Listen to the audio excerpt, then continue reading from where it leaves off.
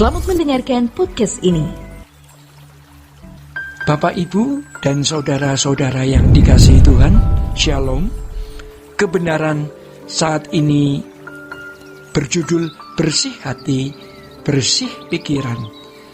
Saudara-saudara, firman Tuhan mengatakan di dalam Amsal 4 ayat 23, jagalah hatimu dengan segala kewaspadaan, karena dari situlah terpancar kehidupan. Saudara-saudara, kalau kita biasa bersih di dalam pikiran, bersih di dalam perasaan, dan bersih di dalam perilaku, maka ketika kita berbuat salah, kita akan kehilangan damai sejahtera. Kita merasa tidak nyaman. Jiwa kita terganggu ketika sudah berbuat sesuatu yang salah, sekecil apapun itu. Ya, tetapi ada orang yang memang nyaman dengan kebencian, nyaman dengan dendam, dengan pikiran kotor, dan dengan perilaku yang tidak patut. Dia tidak peduli orang rugi atau tidak rugi. Dia tidak peduli orang sakit hati atau tidak. Dia masa bodoh saja. Dan dia nyaman dengan keadaan itu. Saudara-saudara, kita harus membangun hidup kita dengan naluriah yang bersih. Tentu hal ini merupakan sebuah pembiasaan, ya, dan latihan dari waktu ke waktu, dari hari ke hari, sampai kita memiliki naluriah yang kudus. Di ayat yang lain dikatakan, hiduplah sebagai anak-anak yang taat, dan jangan turuti hawa nafsu yang menguasai kamu pada waktu kebodohanmu. Tetapi hendaklah kamu menjadi di dalam seluruh hidupmu sama seperti Dia yang kudus, yang telah memanggil kamu.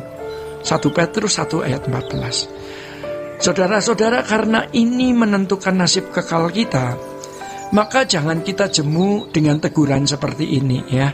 Dan hal ini tidak dimulai dari hal-hal yang bersifat mistik, tetapi natural. Kita periksa apakah keinginan kita ini sesuai dengan kehendak Allah atau tidak. Kalau kita melihat kekristenan yang dimiliki banyak orang Kristen, sebenarnya jauh dari standar, ya. Ladang hidupnya itu kotor, ruangan hatinya itu kotor.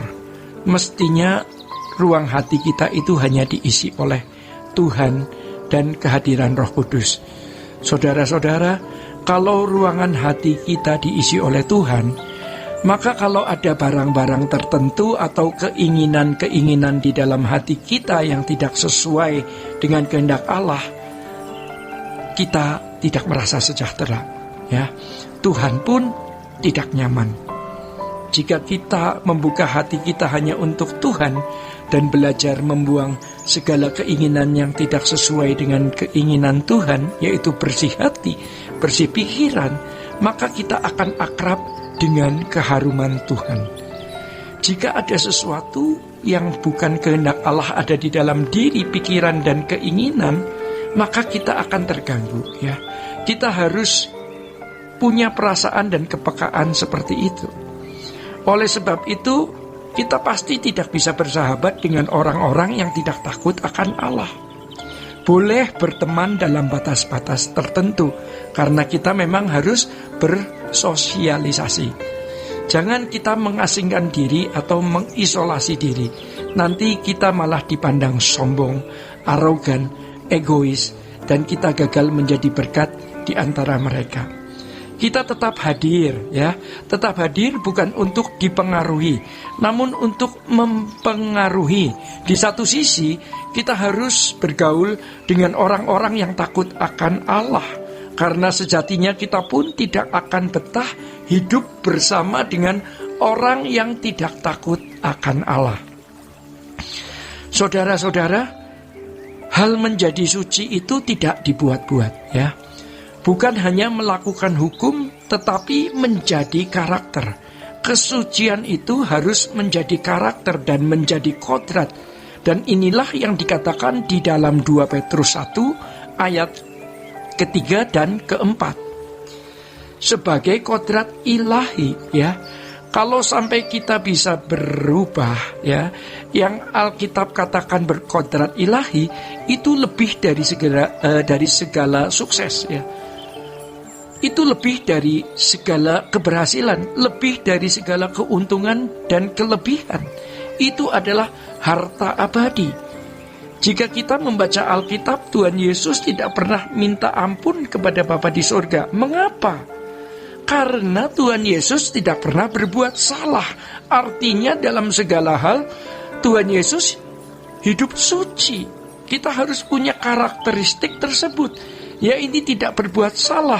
Kita harus hidup suci dalam kesucian dan kekudusan. Bagaimana mungkin? Apakah kita bisa sampai tidak berbuat salah? Bisa. Ya. Punya masalah atau tidak punya masalah, ini adalah rahasia hidup. Orang yang masuk kerajaan surga itu bukan hanya orang yang tidak berbuat salah, tetapi orang yang memiliki kodrat tidak bisa berbuat salah. Maka biar kita miskin, biar kita dikhianati, dibuang oleh orang tua, oleh mertua disingkirkan, oleh suami, oleh anak, dan tidak punya apa-apa dan siapa-siapa, asalkan kita kalau punya keadaan hati yang bersih, pikiran yang bersih, itu cukup. Ya, kalau keberadaan kita, sifat, karakter, pikiran dan hati adalah keadaan yang Allah kehendaki, kita menjadi bangsawan surgawi. Karena ini adalah modal utama kita untuk dapat memiliki kematian yang bermartabat. Bapak, Ibu, dan saudara-saudara, demikian kebenaran saat ini. Tuhan Yesus memberkati. Sola Gracia.